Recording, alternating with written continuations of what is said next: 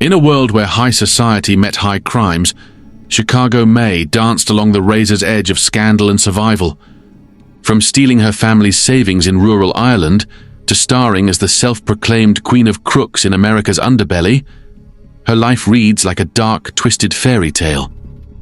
With a penchant for petty theft, high-stakes heists, and heart-wrenching betrayals, she charmed the streets from Manhattan to London, leaving a trail of broken hearts, bruised egos, and shattered reputations in her wake.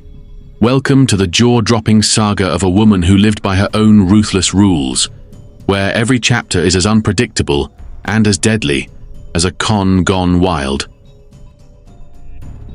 Mary Duignan spent her childhood on a struggling farm outside Edenmore, County Longford. It was the kind of place where poverty was a lifelong companion, the Catholic Church was omnipresent, and the English aristocracy still loomed large. In other words, not exactly the ideal setting for a girl with ambition and an eye for the finer things in life. With her striking auburn hair and sparkling blue eyes, May turned heads in the village, probably to the dismay of local fathers who knew exactly what that kind of beauty could lead to. But marriage and a future of endless child-rearing weren't part of May's grand plan. She had watched her mother endure pregnancy after pregnancy, her household doubling as a nursery and a cautionary tale. When, in 1890, yet another sibling was about to arrive, 19-year-old May looked at her future and saw an unpaid, soul-crushing job as a lifelong babysitter. That was her breaking point. As her mother labored noisily in childbirth, May made a decision as sudden as it was irreversible. She swiped the entire family savings, a hard-earned 60 sovereigns, likely accumulated through years of back-breaking work, and bolted.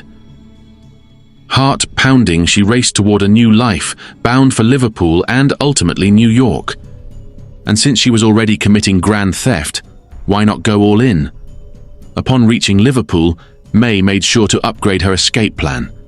She ditched any notions of traveling like the desperate masses and instead splurged on fine new outfits and a luxurious cabin-class ticket.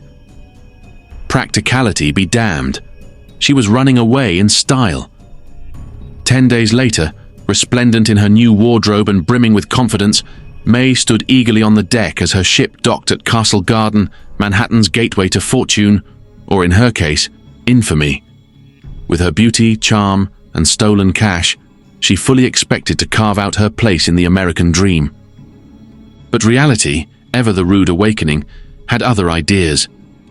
The money vanished faster than her family's trust, and the streets of New York proved to be far less welcoming than she had imagined. She quickly realized that wealth could be found, but it wasn't exactly up for grabs. And while she saw women making a living in the oldest profession, she also saw what that life did to them. So May hopped a train to Nebraska and showed up on her uncle's doorstep. A bold move, considering she had just robbed her own parents blind. But perhaps she counted on their embarrassment keeping them silent. Either way, May's conscience seemed to be enjoying an extended holiday, free of any pesky guilt. Nebraska, with its vast plains and notable lack of glamour, wasn't exactly the paradise she had envisioned when she set sail for America. But fate, or more accurately, crime, had other plans. Enter Dal Churchill, outlaw, career criminal, and May's very own bad boy fantasy come to life. In her autobiography, she gushes about his many talents, proudly listing his credentials as a robber, highwayman, safecracker, cattle rustler, and general all-around crook. A true Renaissance man, if Renaissance men specialized in felonies. He was also, she claimed, strong, muscular, and as quick as a panther, which is a lovely way of saying he could outrun the law, most of the time. Under Dal's mentorship, May proved to be a natural at law-breaking, quickly mastering the finer points of burglary, bank robbery, and general mischief. While Dal primarily worked with a gang, he and May teamed up whenever he had downtime, because nothing says romance like a shared felony spree. A rebel by nature, May saw in Dal a kindred spirit, and when he proposed, she accepted without hesitation. But the criminal lifestyle, as it turns out, comes with a few occupational hazards. At one point, while Dal was off on another job, May made her way to Chicago to wait for him, likely picturing a dramatic reunion. Instead, she received devastating news. Dal had attempted to rob a train and was swiftly introduced to frontier justice, lynched by a furious mob before he could so much as crack another safe. For the first time, the grim realities of her chosen path hit May hard. The wild adventure she had romanticized came with a price, and this time it had cost her the man she loved. But if this loss gave her pause, it was only temporary, because heartbreak or not, May wasn't about to retire from a life of crime just yet. With her cash reserves thoroughly depleted, Mary Duignan made the most pragmatic career decision available to an enterprising young woman in 1892: prostitution. And what better place to ply her trade than the booming metropolis of Chicago? The city was in the throes of constructing the White City for the World's Fair and Columbian Exposition, meaning it was positively swarming with overworked, under-entertained men looking for, shall we say, extracurricular activities. Never one to settle for an honest hustle, May and her equally opportunistic friend Dora Donegan developed a lucrative side business. While one entertained an intoxicated client, the other discreetly lightened his pockets.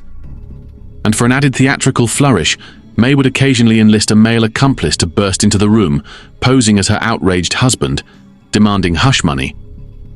This little scam was known as badgering, and May took such a liking to the grift that she insisted on calling herself a badger rather than a prostitute, because in her mind, robbing men was clearly the more dignified profession. May lived for the thrill of the moment, spending every dime as quickly as she earned it, fueled by the naive belief that the future would sort itself out. And while that future would eventually involve an impressive rap sheet and multiple prison stints, for now, she was reveling in the chaotic energy of Chicago's underworld. The city's red light district was a brutal place, and it wasn't long before May made a name for herself as one of its most formidable figures. The Chicago Vice Commission, established in 1910, would later estimate that the average brothel worker saw 26 men a night at a rate of 25 cents per visit, a grim statistic that explains why so many of these women were perpetually drunk or drugged. But May, never one to be just another face in the crowd, distinguished herself with sheer aggression. She was loud, fearless, and perfectly willing to knock out a customer's teeth or threaten a pimp with a hot poker if the situation called for it. This earned her a place among the city's criminal elite, and soon the legend of Chicago May was born. Though she would later adopt a revolving door of aliases, this was the name that stuck, cementing her as a notorious fixture of the era's underworld. Of course, Chicago wasn't enough for May's insatiable ambition. She soon took her talents to New York's Tenderloin district, where crime and vice mixed like a well-shaken cocktail. Here, she fine-tuned her pickpocketing skills, elevating theft to an art form. She could convincingly feign affection for a man while simultaneously biting the gemstones off his tie-pin.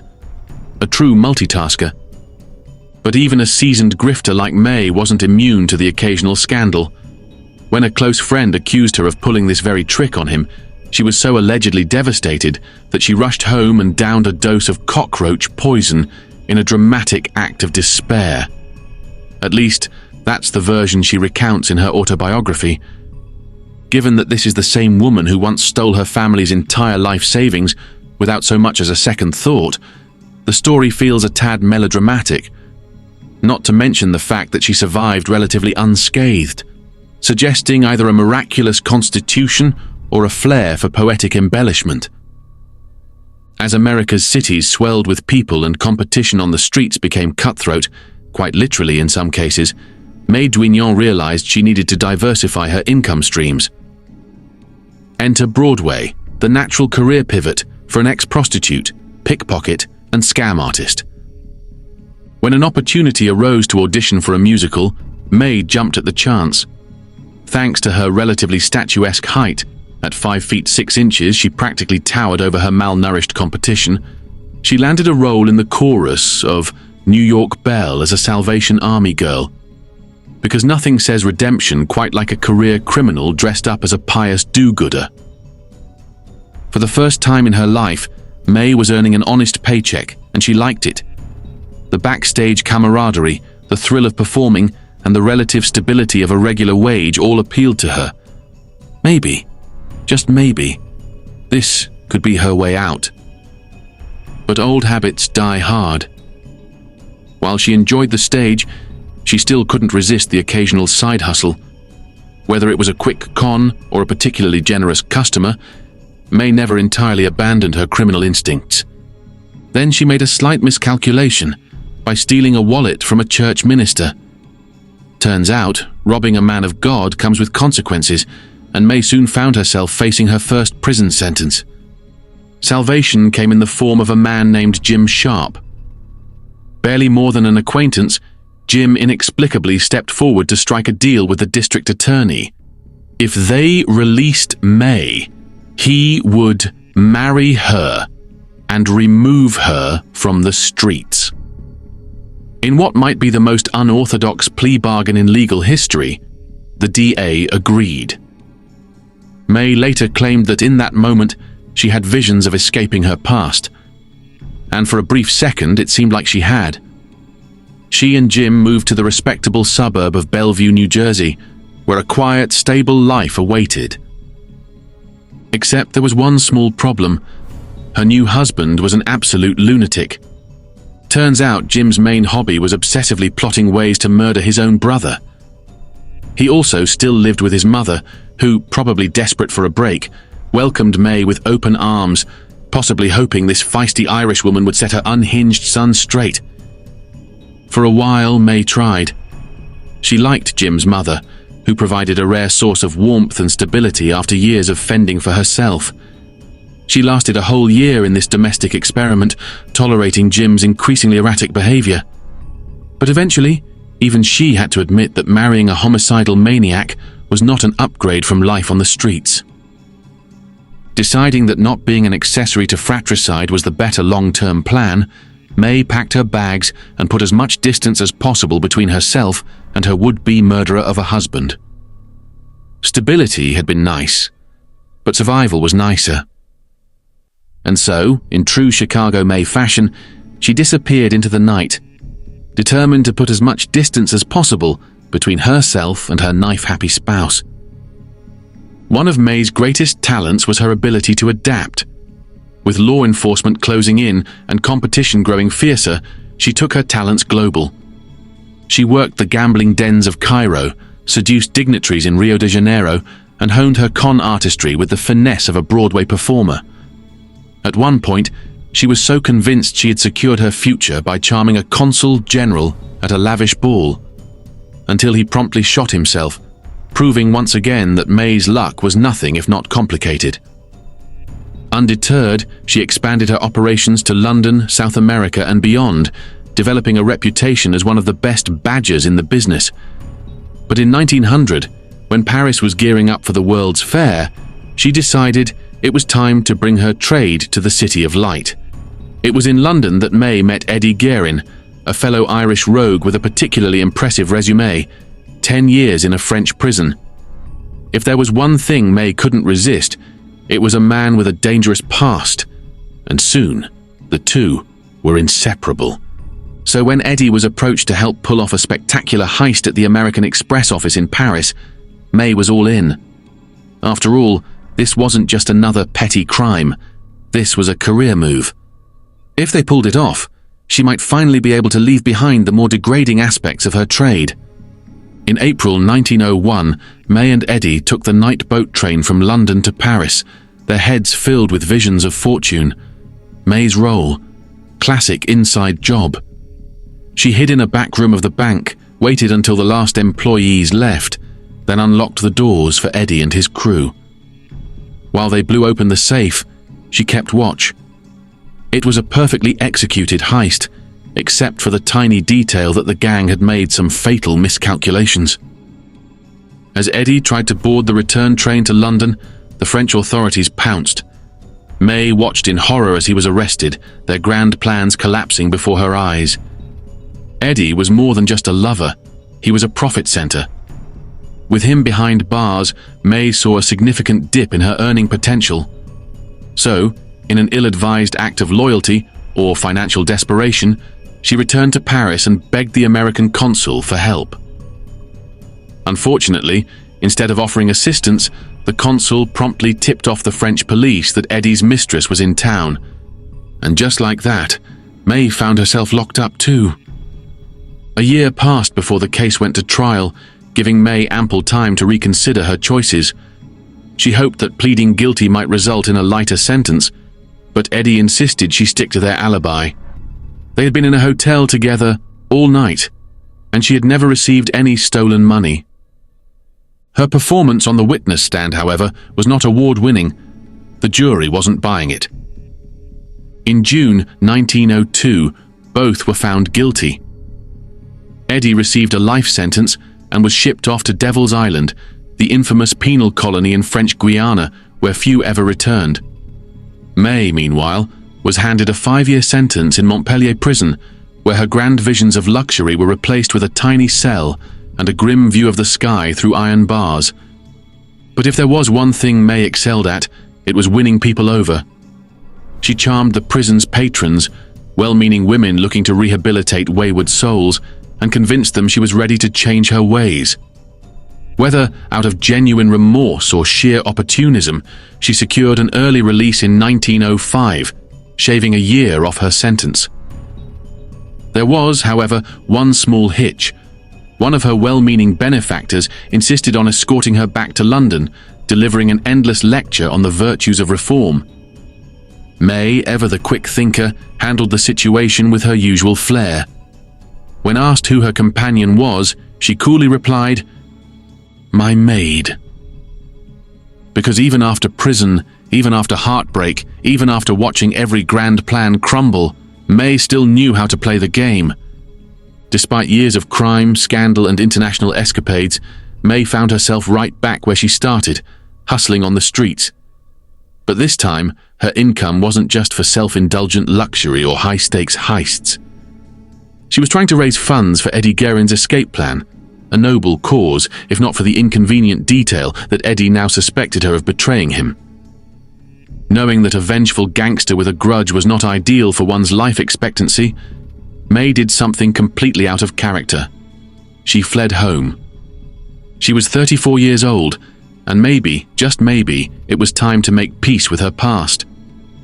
But if May had imagined a triumphant homecoming, she had seriously misjudged the situation. Ireland had not changed one bit since she had left. The rigid, God-fearing society she had escaped was still firmly in place, where women's sexuality was not just repressed, but unmentionable, and an unmarried woman with a scandalous past might as well have been a spectre of moral ruin. When word spread that the long-lost Duignan daughter had returned, the same daughter who had stolen the family savings and gained a reputation abroad as a woman of questionable virtue, Edenmore collectively gasped. To her face, people were polite. At least she still had her Longford brogue, which provided a veneer of familiarity. But behind closed doors, the staunchly Catholic townsfolk despised everything she had become. Her family, bound by blood and a begrudging sense of duty, found it in their hearts to forgive her, but they must have been mortified. After all, it's hard to host Sunday dinner when your long-lost daughter is a legendary international criminal with a resume that includes bank heists, blackmail, and brothel brawls. Realizing that she had been judged, condemned, and effectively excommunicated, May made a swift decision. There would be no redemption arc here, no tearful reconciliation, no peaceful life in the Irish countryside. She caught the next boat back to London, vowing never to return. Because if there was one thing May had learned, it was that some doors, especially the ones marked Catholic guilt and small-town shame, were best left permanently closed. If there was one person May didn't want to run into in 1906, it was Eddie Guerin, the man she had once loved, then double-crossed, and now feared more than a vengeful tax collector. But fate had other plans. There she was, quietly drowning her regrets in a bar, when in walked Eddie, fresh off an impossible escape from Devil's Island, the notorious French penal colony. It was the kind of dramatic entrance usually reserved for novels, except Eddie no longer looked like the dashing outlaw she remembered. The years of imprisonment had turned him into something far more terrifying, bitter, hard, and completely unhinged. Eddie had no interest in a reunion filled with nostalgia and whiskey toasts. He had one goal: control. He demanded that May join him in his next wave of scams, and she felt she had no choice. Years later, she would admit, "I was always afraid of him, even when we were friends." And now, fear wasn't just a feeling. It was her constant reality. Eddie was erratic and jealous, watching her every move like a man with nothing left to lose. He threatened to disfigure her face if she ever tried to leave him, a particularly nightmarish warning for a woman whose looks had been one of her greatest assets. And since May was still supplementing her income through prostitution, Eddie's jealousy soon became lethal. Realizing she was living on borrowed time, May did what any self-respecting con artist would do. She beat him to the punch. Later that year, she slipped away under the cover of darkness, boarding a ship to Argentina disguised as a nurse. Eddie woke up to find her gone. And if the furious headlines in News of the World were anything to go by, betrayed by a woman, he did not take it well. British authorities quickly caught up with him, extraditing him back to France. But Eddie had plenty of time to nurse his grudge. And if May thought an ocean between them would keep her safe, she was sorely mistaken. Even from a French prison, Eddie managed to extend his reach. He befriended a young American burglar named Charlie Smith and gave him a simple task: find May, hurt May, ruin May. But Eddie had overlooked one crucial factor: May's inexplicable ability to make men fall for her. Instead of carrying out the hit, Charlie took one look at the infamous Chicago May and promptly switched sides. Mission maim her turned into mission adore her, and soon May found herself with a fiercely devoted and significantly younger protector. For a woman whose luck was usually catastrophic, this was an unexpected stroke of good fortune. She would need it. Because in 1907, against every odd, Eddie was released from prison. And his first order of business: find May, destroy May. What happened next is murky, but the outcome was crystal clear. Within 24 hours of Eddie tracking down May, he had been shot in the foot, and May and Charlie were in handcuffs, charged with attempted murder. It was the kind of trial the tabloids lived for. The courtroom became a stage, with Eddie playing the role of vengeful victim, Charlie cast as the lovesick lackey, and May, of course, labeled the dangerous temptress who had led men to ruin. The verdicts were brutal. Charlie was sentenced to life imprisonment and threatened with deportation, while May, who had spent a lifetime dodging consequences, was finally caught in the web. She was handed 15 years hard labor, the longest sentence of her career. As she stood in the dock, she realized the bitter truth. Eddie had finally won. Sitting in Aylesbury prison, waiting for time to tick by like a slow, cruel warden, May experienced something truly unexpected: a literary epiphany. The woman who had spent a lifetime outwitting the law, scamming lovers, and dodging bullets suddenly found solace in the written word. Once she started reading, she could not stop. Shakespeare, Dickens, the Irish poets. Finally, May had discovered an art form that didn't require picking pockets or pulling a pistol. She would even imagine herself performing in Shakespearean plays, though given her track record, she would have likely preferred Macbeth over Hamlet. Meanwhile, beyond the prison walls, the world was tearing itself apart. Young men were signing up to fight in World War I, only to be shipped off to the horrors of the trenches. Had she been free, May's usual business opportunities would have been scarce anyway. War has a way of making men too broke, traumatized, or dead to visit brothels. Then, in 1917, after 10 years behind bars, a now 46-year-old May was released and promptly deported to America. Thanks to her ill-fated marriage to Jim Sharp, she was technically a US citizen, meaning Britain had washed its hands of her permanently. One might assume that 10 years in prison and a deep love of literature would have sparked some kind of reform in May. One would be wrong. Upon returning to Manhattan, she immediately took up with another lowlife, a younger man much like Charlie, only without Charlie's redeeming qualities, such as not being a complete scumbag. Ever the entrepreneur, May set him up with a shebeen, an illegal drinking establishment, expecting to run a lucrative side business. Instead, he drank with customers, lied about being married, cheated on her, and, after an impressive 8 years of this nonsense, vanished completely, taking May's money and furs with him. Naturally, May did not take this well. She hired a private detective to track him down, not for a heartfelt reunion, but so she could shoot him. Unfortunately, he proved to be better at disappearing than she was at revenge, and she never found him. Now, well into her 50s, May found herself at the lowest point of her life. She moved to Detroit, where she roamed the streets in the freezing winter, barely clothed, her kidneys failing, and still resorting to prostitution just to survive. Then, lying in a hospital bed and seemingly on death's door, May's life took one final unexpected turn. August Vollmer, a well-respected social reformer and a man actually trying to help criminals go straight, happened to walk into her ward. When he discovered who she was, he saw an opportunity. Vollmer encouraged May to do something she had never considered, write her life story. Suddenly, May had a new hustle. For the entirety of 1928, she poured her past onto the page, reliving the heists, betrayals, and near-death experiences with the flair of a born storyteller. The result? Chicago May, Her Story. A human documentary by the Queen of Crooks, an autobiography that was as much fiction as fact, but undoubtedly entertaining. The book received strong reviews, and May had high hopes that this would finally be her big break.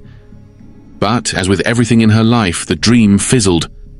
The money trickled in too slowly, and a book deal, however sensational, did not pay the bills. So, with no other options, May returned to the streets. Her health deteriorated rapidly. Within a year, at 58 years old, she was hospitalized in Philadelphia, this time not for injuries or a scheme gone wrong, but because her body had finally given up. Then, in one last dramatic twist, an old flame returned. Charlie Smith, the man who had once been hired to maim her but instead fell in love with her, had served his sentence and come back, just in time to be by her side. In a moment of poetic irony, the two even planned to marry, as if fate was offering May one last shot at redemption. But in true Chicago May fashion, tragedy had the final say. On the very day the ceremony was supposed to take place, May died. Her funeral was as lonely as her final years. Not a single familiar face attended. Not family, not old lovers, not even Charlie. Instead, he vanished, sending a nun to represent him, as if May's life needed one last, bizarre detail. The funeral home, eager to collect their due, later tried to track him down for payment. But Charlie, like so many of May's past associates, had disappeared into the ether. In the end, May's autobiography remains the most detailed account of her life, though separating fact from fiction is about as easy as pickpocketing a sober man in broad daylight. Was she a tragic anti-hero? A con artist with a penchant for poetic embellishment? Or simply a woman who never knew how to live any other way? Even in death, the ghosts of her past seemed to linger. Perhaps, as she lay in that Philadelphia hospital bed, she imagined one last hallucination. Eddie Guerin, standing just behind Charlie's shoulder, waiting to exact his revenge. Because in the life of Chicago May, the past was never truly dead. It was just waiting for the next heist.